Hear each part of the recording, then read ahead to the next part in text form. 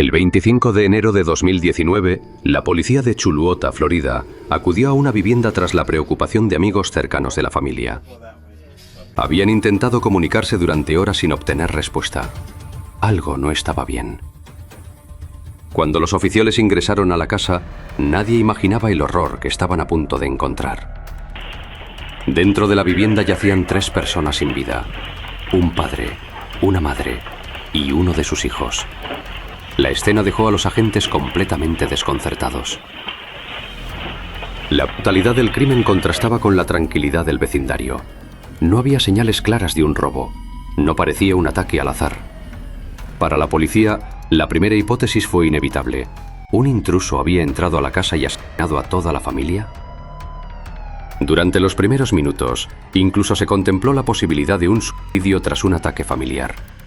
Pero cuanto más observaban la escena, más evidente se volvía una inquietante verdad. Nada era lo que parecía.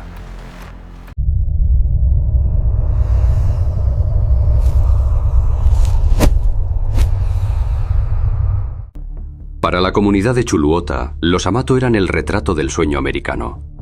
Chad y Margaret llevaban décadas casados. Eran personas de fe, trabajadores incansables y padres orgullosos que habían criado a sus hijos para ser profesionales de la salud. Eran la última familia en la que pensarías si alguien mencionara la palabra crimen. Siempre saludaban, siempre amables. Eran el corazón de esta calle.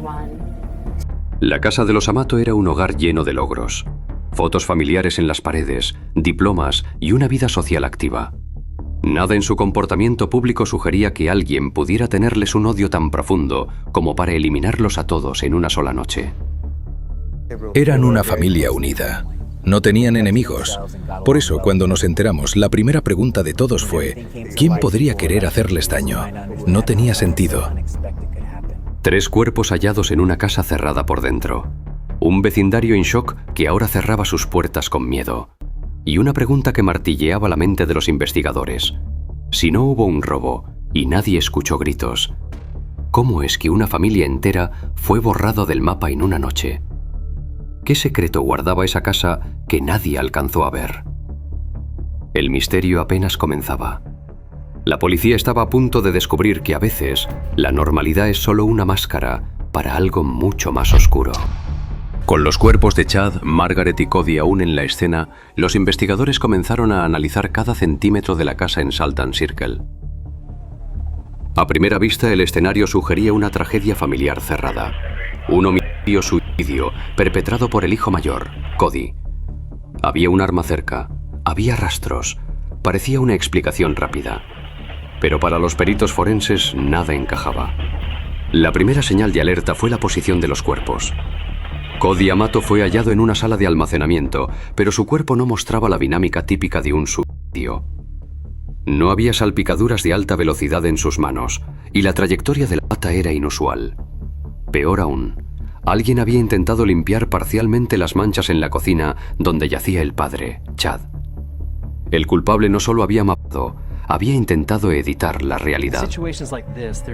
Cuando entras a una escena hay un caos natural. Aquí todo se sentía fabricado. Alguien se había tomado el tiempo de mover los cuerpos para contar una historia que las pruebas físicas desmentían. Mientras la policía científica trabajaba en la casa, surgió una pregunta que cambió el rumbo de la investigación. ¿Dónde está el tercer hijo? Grant Amato, de 29 años, no estaba en la vivienda. No estaba en su trabajo. Su teléfono estaba apagado. Para la policía, Grant pasó de ser una posible cuarta víctima a una persona de interés en cuestión de horas.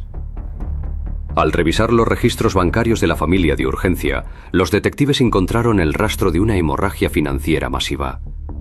Miles de dólares habían desaparecido de las cuentas de Chad y Cody en los últimos meses. El destino del dinero no era una deuda de sustancias ni apuestas. Era algo mucho más moderno y obsesivo. Empezamos a ver transferencias a sitios de modelos de cámara web en el extranjero. No eran montos pequeños, eran ahorros de toda una vida evaporándose en una pantalla. La imagen de la familia perfecta se desmoronaba. Debajo de la superficie de los Amato existía una guerra por el dinero y una obsesión digital que había llegado a un punto de no retorno. La policía emitió una orden de búsqueda. Horas después localizaron a Grant en un hotel de Orlando. estaba tranquilo, casi indiferente. Cuando lo llevaron a la sala de interrogatorios, Grant mantuvo su versión. Cody lo hizo. Cody se volvió loco por el estrés y los eliminó. Pero los detectives tenían una carta bajo la manga, una prueba digital que Grant no pudo borrar y que demostraba que él había estado en la casa, usando el teléfono de su padre muerto, mientras los cuerpos aún estaban calientes. ¿Qué confesó Grant en esa sala de interrogatorios? ¿Cómo puede alguien valorar más a una desconocida en Internet que a su propia sangre? La máscara estaba a punto de caer. Estaba más preocupado por explicar su inocencia que por el hecho de que su familia entera estuviera en la morgue. No hubo lágrimas, solo una narrativa fría y ensayada. Pero mientras Grant hablaba, los técnicos forenses digitales abrían una caja de Pandora. Descubrieron que Grant vivía una doble vida. En el mundo real, era un hombre desempleado. En el mundo virtual, era un donante de élite para una modelo búlgara llamada Silvija. En solo 3 meses, Grant había desviado más de $200.000. Robó los ahorros de jubilación de sus padres y vació una línea de crédito de su hermano Cody. Todo para comprar tokens y regalos virtuales para una mujer que nunca había tocado.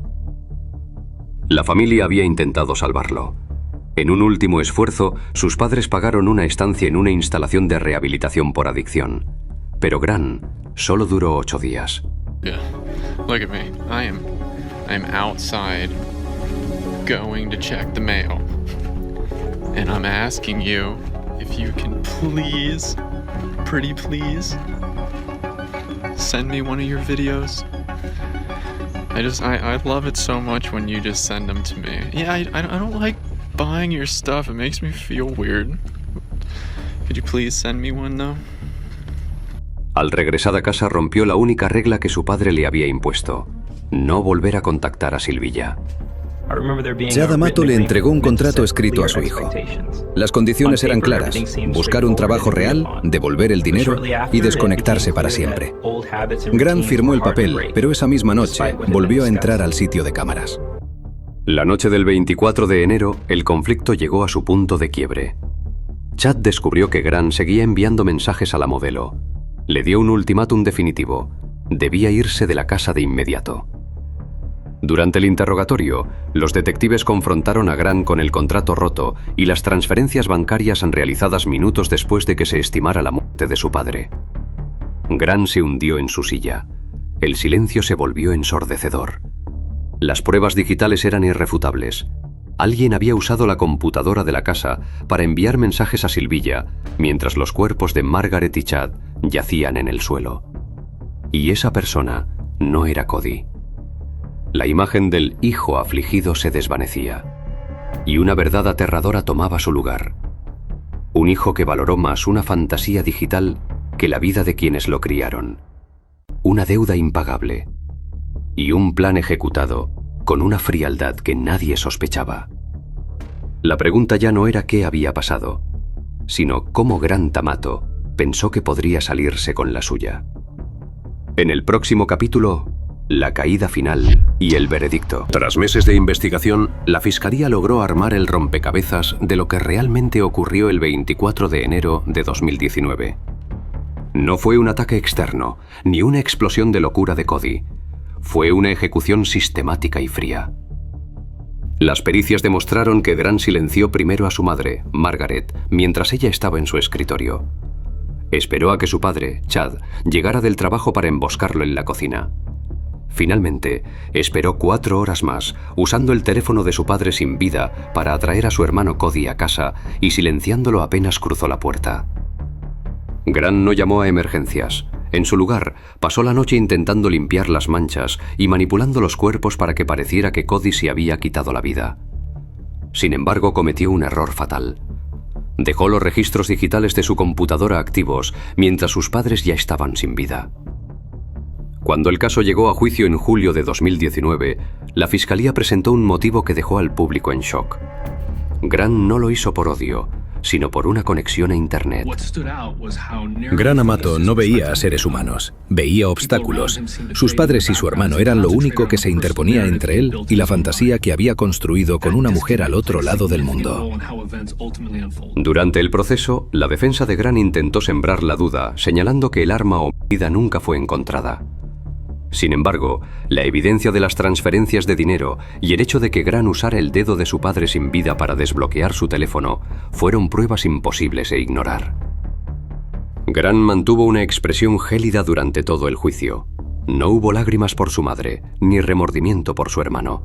Su única preocupación, según los registros, era saber si aún podría contactar a la modelo desde prisión. Las autoridades trataron de contactarse con la modelo en Europa, pero ella nunca fue localizada. En agosto de 2019, tras apenas unas horas de deliberación, el jurado emitió su veredicto. Culpable de 3 cargos de asesinato en primer grado. Aunque la fiscalía solicitó la pena capital, el jurado no alcanzó la unanimidad necesaria. Por ello, el juez dictó la sentencia definitiva: cadena perpetua sin posibilidad de libertad condicional. Usted ha aniquilado su propio linaje por una ilusión. Pasará el resto de sus días en una celda, donde la única conexión que tendrá será con las paredes que lo rodean.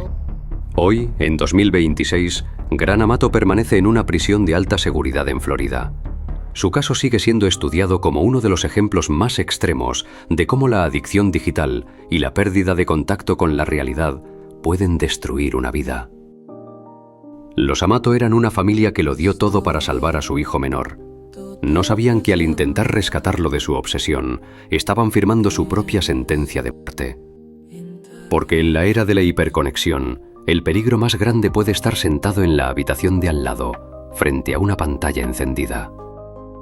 Este no fue solo un crimen familiar, fue una historia de advertencias ignoradas, límites rotos y decisiones irreversibles. Porque a veces, el peligro no entra por la puerta, ya vive dentro de la casa.